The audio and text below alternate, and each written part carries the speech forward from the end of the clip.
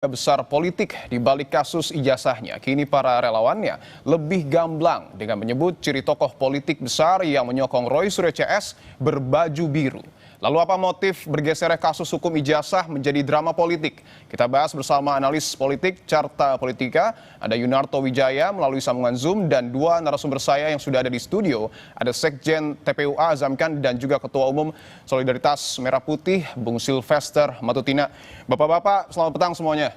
Selamat petang. Selamat petang. Siap, saya ingin ke Bung Silvester dulu. Pak Jokowi bilang ada agenda besar politik, tokohnya sudah diketahui publik. Bung Ade Darmawan bilang, clue-nya baju biru. Siapa tokohnya? Kalau kita melihat, memang saya juga dari awal-awal bicara seperti hal yang sama. Jadi sebenarnya isu pemaksulan dan isu ijazah palsu ini kalau kita lihat tidak mempunyai dasar-dasar hukum dan juga fakta-fakta konstitusi yang benar ya, baik isu pemaksulan maupun ijazah palsu. Isu ini seperti yang dikatakan oleh Prof. Jimli Asidiki bahwa hanya untuk menghancurkan lawan politik dengan tidak beradab ya.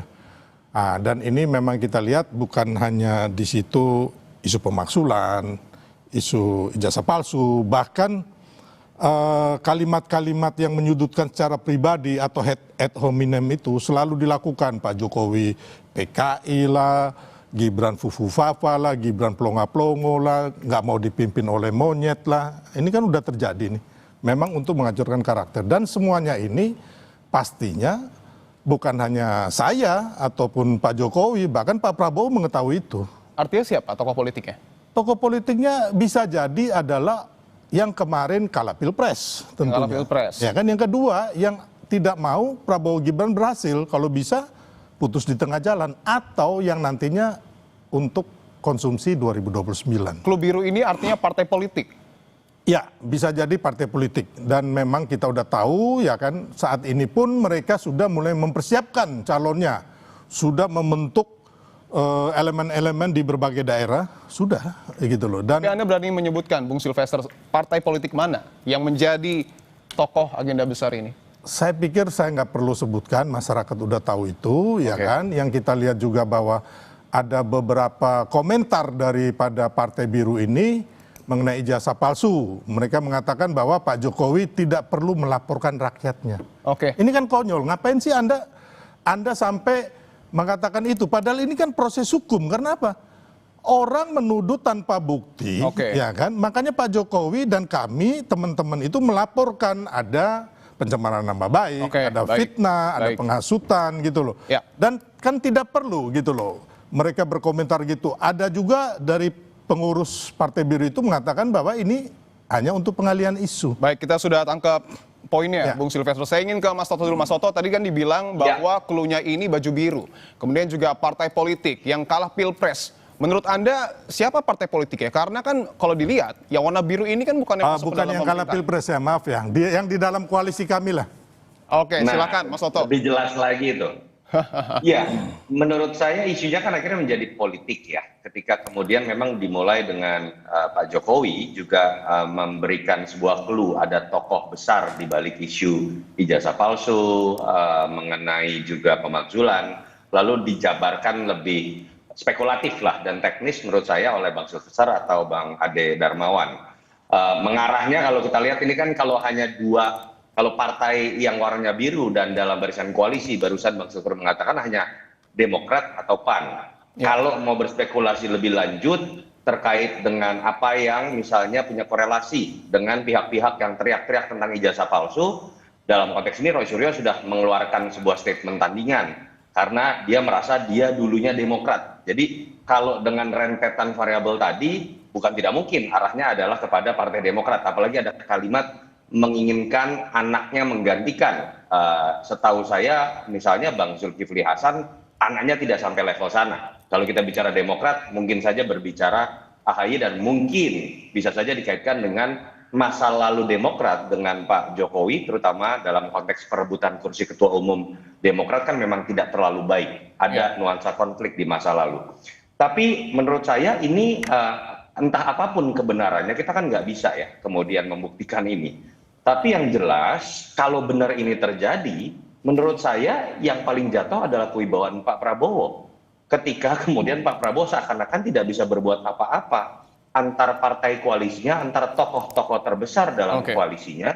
Apalagi ini menyangkut nama SBY dengan Pak Jokowi loh. Dua orang mantan presiden yang setahu saya Pak Prabowo sangat menjaga hubungan dengan semuanya, bahkan dengan Ibu Mega sekalipun walaupun masih menjadi oposisi. Pertanyaannya adalah kenapa sih kalau betul itu terjadi dalam konteks tuduhan teman-teman, lalu kenapa nggak diselesaikan oleh Pak Prabowo? Dan ini yang menyampaikan pertama kali adalah Pak Jokowi, Mas Toto. Apa yang pesan ingin disampaikan oleh Pak Jokowi? Begini, Pak Jokowi tidak pernah menyebutkan nama, merek, dan kemudian kode warna. Pilihannya jadi dua. Apakah kalau betul Pak Jokowi punya kesamaan prediksi dengan Bung Sylvester, apakah ini adalah upaya Pak Jokowi untuk kemudian memberikan pesan kepada Pak Prabowo? Kalau iya pun pertanyaannya, katanya hubungannya baik. Kenapa tidak disampaikan saja kalau memang punya fakta? Atau pilihan kedua, jangan sampai teman-teman relawan Jokowi ini karena terlalu sayang sama Jokowi offside, menafsirkan secara berlebihan sesuatu yang Pak Jokowi sendiri belum tentu bisa judge gitu, bahwa itu betul terkait dengan Partai Biru, apalagi terkait dengan partai lama, mantan petinggi partai, dan lain-lain. Kalau itu yang terjadi, hati-hati loh, nanti Pak Jokowi akan menambah musuh di masa pensiunnya. Baik, saya ingin ke Bung Azam. Bung Azam, tadi kan disebutkan bahwa ada partai politik berwarna biru yang membackingi tim Anda. Tanggapan Anda seperti apa? Jadi kalau kita ada gium ya, Duralek, Setlek. Gium ini menegaskan bahwa proses sekarang ini bukan politik, yaitu penegakan hukum tanpa ada pandang bulu, tanpa ada spesial lah, dikhususkan lah, diistimewakan lah, itu dulu. Yang terjadi itu. Nah kalau narasi apa yang tadi disampaikan, sebenarnya narasi itu muncul dari Pak Jokowi yang mengatakan bahwa ada agenda besar. Nah, bahasa seorang mantan presiden tentu ditangkap lah sama publik ya, mau tokoh, mau profesional ya, mau urusan akademisi, pasti ada apa ini kan begitu kira-kira. Nah sebenarnya dalam konteks ini sederhana kok. Artinya jangan menabur sebuah narasi politik yang seolah-olah Bapak Presiden mantan ke-7 ini mengatakan bahwa ada agenda. Tunjuk aja lah langsung. Itu maksud saya. Nah kalau kita bicara berbaju biru ada di pendukung beliau semua. Artinya Anda ingin mendorong bahwa Pak Jokowi sebut aja siapa tokohnya? Mudah, sederhana. Beliau ini mantan presiden. Berarti masih melekat ya.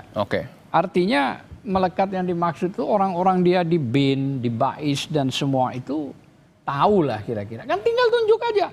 Saya merasa agenda ini besar, ini terus terang aja. Saya, kira-kira begitu. Saya ini sekarang ini dikepung oleh sebuah kekuasaan politik, namanya ini. Gitu lah. Jadi kita akan, mudah. Gitu baik, kita akan lanjutkan lagi dialog terkait dengan tudingan ijazah palsu Jokowi. Usai jeda berikut ini, tetaplah bersama kami di Kompas Petang, saudara.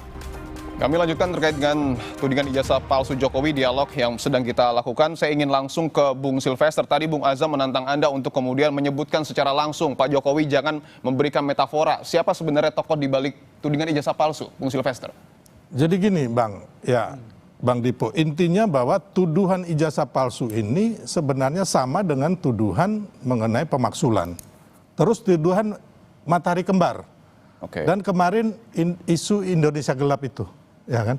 Nah, ini kan dimainkan oleh, ya saya bilang tadi, para petinggi negara ini yang dulu yang orang-orangnya kalah di Pilpres, ya kan? Terus yang kedua adalah orang-orang yang diberangus nih, organisasi terlarangnya HTI, FPI, termasuk yang orang ingin bermain di 2029. Tapi ini ada buktinya, Bung Sylvester? Ada, kalau umpama kayak isu matahari, isu demo-demo Indonesia Gelap sudah terbukti. Sudah ada aliran dana dari para koruptor. Jadi aliran ada koruptor dana juga. Ada. Yang ke manajer pemberitaan Jak TV dan salah satu ketua buzzer itu udah ada dan mereka udah ditahan. Tapi untuk ijazah dan ini belum ada. Ya, jadi karena begini, karena para bohir di belakangnya ini nggak bersatu, Bang. Gitu loh. Mereka bermain sendiri-sendiri. Maksud Anda tudingan ijazah palsu ini dilemparkan oleh TPUA dan kawan-kawan ini didanai? Ya pastinya siapa yang nggak mendanai yang begini-begini gitu loh. Saya ingin langsung ke Bung Azam. Bung Azam, Ya. investigasi yang tim Anda lakukan, pengusutan yang Anda lakukan disebut didanai. Betul demikian? Itu salah, Bung Sylvester, jangan itu ucapan itu cabut. Tidak ada seorang pun yang mendanai ini. Kami Oke. masing-masing, tidak ada. Tolong cabut itu supaya nggak berkembang kemana-mana. Dan itu bias itu. Jadi sama sekali bergerak dari bukan cuma TPUA itu kan gabungan gitu. Betul. Ya.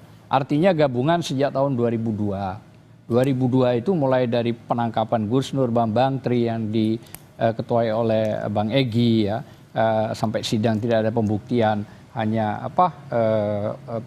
fotokopi, tapi tetap dipidana, dan terus berlanjut sampai ada gugatan ke PN Pusat itu ya. Jadi sama sekali itu berjalan ya, saya sebut nama Allah ya karena saya Muslim, demi Allah demi Rasul tidak pernah ada yang namanya orang yang membiayai itu. Oke. Ya. Jadi tolong juga Bung Sylvester jangan membuat narasi yang berkembang kurang sehat lah. Artinya kalau Anda maknai ketika proses hukum sedang berjalan tetapi digeser ke ranah politik, arahnya kemana menurut Anda? Kita kan sudah jelas ini persoalan hukum. Yang menyeret politik ini siapa? Oke. Nah, tadi kan sudah disebutkan oleh Pak Jokowi Baik. bahwa ini ada agenda besar. Oke. Nah, maksud saya nggak apa-apa. Artinya Pak Jokowi karena menurut feelingnya ada agenda besar karena ada ijazah palsu dan pemakzulan Gibran, tunjuk aja nggak Oke, apa-apa. baik. Pasti ya, maksud Baik. saya rakyat akan mendukung kalau Baik. memang itu Baik. benar. Saya Ya, yakin. saya minta Oke, tanggapan untuk Bung Bang Sylvester, Asam Anda diminta saya hargai itu. mencabut statement Enggak, Anda. kalau yang lainnya enggak. Kenapa? Sudah terbukti isu Indonesia gelap itu didanai dan ditahan. Sudah ada. Ya, tapi- Jadi saya nggak boleh cabut. Tapi kalau untuk Bang Asam, oke lah. Ya, saya menghargai itu, Bang. Jadi jangan biarkan saya punya pengetahuan saya mengenai itu, ya kan, itu juga nggak bisa saya bilang nggak ada yang mendanai. Ada isu-isu ini, Bang. Tapi kalau Bang Asam bilang nggak, saya hargai itu. Enggak. Ya kan. Tapi kalau yang saya bilang tadi, Abang, sudah jelas-jelas Pak Prabowo sendiri juga mengatakan bahwa Kalau Indonesia gelap, Indonesia gelap itu dibiayai oleh koruptor yang dalam hal ini koruptor sawit itu. Dan aliran dananya ada, Artinya Bang. beda nih. Tapi kan artinya kalau kembali ke berbeda ijazah dengan ini, TPUA itu. Oke. Gini, Iya. gini. Beda. Baik, saya silakan, Mas Begini. Soto. Iya, begini, jangan salah paham dulu ya Bang Silver. Saya termasuk orang yang mengkritisi Jokowi ketika Mas Gibran maju. Saya tetap kritis sampai sekarang, tapi saya tidak terlalu nyaman sebetulnya dengan isu ijazah palsu. Tapi silakan teman-teman yang mengkritisi dari cara lain. Yang saya kritisi dari Bang Sylvester dalam konteks merespon kritik-kritik seperti ini adalah jangan campur adukan dengan istilah yang tadi Bang Sylvester sudah sebutkan sendiri, ad hominem. Bahwa ketika ada sebuah isu ingin kita uji bersama, baik sifatnya hukum atau sifatnya politik, langsung dikaitkan dengan pihak yang kalah pilpres. Saya pernah berdebat keras dengan Bang Sylvester terkait dengan isu pemakzulan dari Forum Purnawirawan itu dikaitkan dengan yang kalah pilpres. Tadi saya jadi bingung sendiri nih, berbeda lagi aktornya, karena yang dikatakan bukan yang kalah pilpres, tapi yang ada dalam bagian koalisi. Warnanya biru, mantan petinggi negeri, anaknya ingin dijadikan pengganti. Kan kemudian orang mengarah pada Partai Demokrat. Tetapi apapun itu, Bang Sylvester, ketika kemudian narasi seperti itu, yang kasihan Pak Prabowo. Ini kan seakan-akan meragukan kapasitas kepemimpinan seorang Prabowo untuk menjaga kondusivitas antar aktornya. Untuk kemudian bisa menegur pihak-pihak yang ada sebagai musuh dalam selimut. Ini yang akhirnya bisa merenggangkan hubungan antara Pak Jokowi dengan Pak Prabowo. Kalau Bang Sylvester atau teman-teman lain yang menuding seperti itu dianggap sebagai representasi suara Pak Jokowi, ini sangat tidak Pak Jokowi. Kalau memang yakin bahwa ijazah Pak Jokowi asli, hadapi secara hukum, otomatis nanti ujungnya akan menjadi sebuah kemenangan kok. Cara Pak Jokowi juga menurut saya masih elegan yang dilakukan hari ini misalnya, ketika kemudian Tapi Pak datang Jokowi dalam gini Mas Soto. acara reuni. Tapi Ya. Pak Jokowi bilang sebelumnya bahwa tokoh ataupun aktor besar politik ini di balik tudingan ijazah palsu sudah diketahui oleh publik. Ya, itu juga menurut saya sebuah blunder dari Pak Jokowi yang biasanya sebagai seorang presiden gaya berpolitiknya nggak seperti ini. Oke. Pak Jokowi itu biasa menggunakan pihak ketiga untuk menyuarakan sebuah fakta atau informasi yang beliau ketahui. Saya agak kaget Pak Jokowi mengomentari seperti ini dan kemudian diteruskan dengan bahasa yang lebih spekulatif oleh para relawannya. Yang terjadi adalah sekarang seakan-akan Pak Jokowi punya musuh baru lagi nih, Mbak. Entah yang namanya Partai Biru, mantan petinggi negeri, anaknya yang dituduh untuk menggantikan. Jangan sampai loh, orang sudah pensiun akhirnya dipenuhi oleh energi untuk menjawab isu-isu seperti ini, apalagi harus menambah musuh. Itu saya pikir masukan buat teman-teman relawan Jokowi. Saya ingin ke Bung Silvester lagi. Bung, ini kan artinya proses hukum sedang berjalan, tapi digeser dalam tanda kutip ke ranah politik. Apakah ini membuktikan ataupun menjadi sinyal Pak Jokowi juga agak takut nih, karena Bung Roy dan koleganya punya hal-hal baru mungkin tiap minggu bahkan? Pak Jokowi dan kami semua tidak takut 1% pun. Ya, dan Pak Jokowi happy-happy aja. Saya hanya mau highlight sedikit bahwa hubungan Pak Jokowi dengan Pak SBY ini sangat baik. Ya, kita lihat waktu Demokrat dibegal waktu itu, Pak AHY dipanggil oleh Pak Jokowi dan akhirnya Mas AHY pun dijadikan menteri oleh Pak Jokowi. Ya, itu yang saya bilang tadi. Terus mengenai ad hominem, Bang, Abang harus tahu bahwa makian terhadap Pak Jokowi oleh para purnawirawan dan penuduh ijazah palsu ini udah sangat keterlaluan gitu loh. Ya, jadi kembali lagi jangan menuduh orang, tapi yang sebelah ini memaki-maki Pak Jokowi, adili Jokowi sampai bilang PKI nggak mau dipimpin oleh monyet. Itu kan ad hominem gitu. Jadi jangan menuduh kami, tapi kami ini hanya membalas gitu loh. Daripada tuduhan-tuduhan ini. Jadi jangan membela membabi buta juga, karena Anda termasuk bagian dari situ gitu. Baik, saya ingin ke Bung Azam dulu, karena sebenarnya yang dituduh adalah TPUA dan Roy Suryo CS, tapi Bung Silvester juga merasa tertuduh. Tanggapan Anda? Enggak, saya pikir makanya kalau ini masalah ijazah biarlah hukum yang berjalan, itu clear. Jadi nggak usah ditarik kemana-mana terlalu jauh gitu loh maksud saya. Nah, kalau termasuk ranah politik ya? Iya, ke ranah politik gitu loh. Apalagi tadi Bung Sir juga mengatakan bahwa ya pembegalan Demokrat itu coba ketua KSP siapa waktu itu? Jenderal Muldoko. Itu yang ingin. Jenderal Muldoko sekarang ada di mana? Tapi itu pribadinya Pak Mulma, Bang. Tetap. Saya tahu persis. Bukan. Saya sudah menanyakan Pak Muldoko. Bukan. Saya tanya Pak Muldoko, Anda di order Pak Jokowi tidak? Pernah nggak Pak Muldoko dipanggil oleh Pak Jokowi? Dan Pak AHY dipanggil Pak Jokowi di Istana Bogor. Makanya AHY dikasih menteri oleh Pak Jokowi. Silakan Bung Azam. Jangan kita kembali ke isu ijazah ya. Pak Muldoko sudah melakukan itu. Tapi kan ada pembiaran. Baik. Nah, itu di zaman siapa? Saya mau tanya. Saya minta. Ini penting juga. Saya minta tanggapan Mas Toto. Silakan Mas. Bung Dipo. Siap. Ini isinya udah berbeda, makanya jadi kemana-mana. Betul. Bung Silvester, masukan saya tadi itu simple. Ad hominem itu bukan dalam konteks Anda tidak boleh membalas sebuah isu. Poin saya adalah ketika ada sebuah isu yang Anda bisa kemudian counter secara hukum, counter secara politik dengan objektif dan bijaksana, tapi Anda generalisasi kemudian misal, oke, yang bicara pemakzulan Anda yang kalah pilpres. Yang kalah pilpres banyak. Dan tidak semua berpolitik. Yang kalah pilpres sedang bekerja, meneruskan kemudian pekerjaannya dan mungkin mengkritisi dengan nalarnya. Yang kedua, ketika Anda berbicara mengenai isu ijazah palsu, lalu dikaitkan dengan partai politik warna biru, mantan petinggi negeri. Poin saya adalah Anda kok seakan-akan mungkin karena rasa cinta yang luar biasa pada Jokowi untuk membela, tapi kemudian bersikap melebihi bahkan Pak Prabowo sendiri yang sangat menghormati seluruh mantan petinggi negeri dan bahkan menghormati siapapun yang kalah pilpres. Itu poin saya. Oke, baik. Terima kasih. Bang Silvester. Terima kasih Mas Toto, terima kasih Bung Azam, terima kasih Bung Silvester. Kita berharap bahwa proses hukum terus berjalan ya, dan kita hargai itu. Harapan kita jangan dicampur aduk. Benar kata Mas. Itu poinnya. Intinya ucapan saya ini selaras dengan Pak Prabowo dan Pak Jokowi itu aja. Kalau enggak mereka pasti protes lah. Baik, terima kasih Bapak-bapak semua.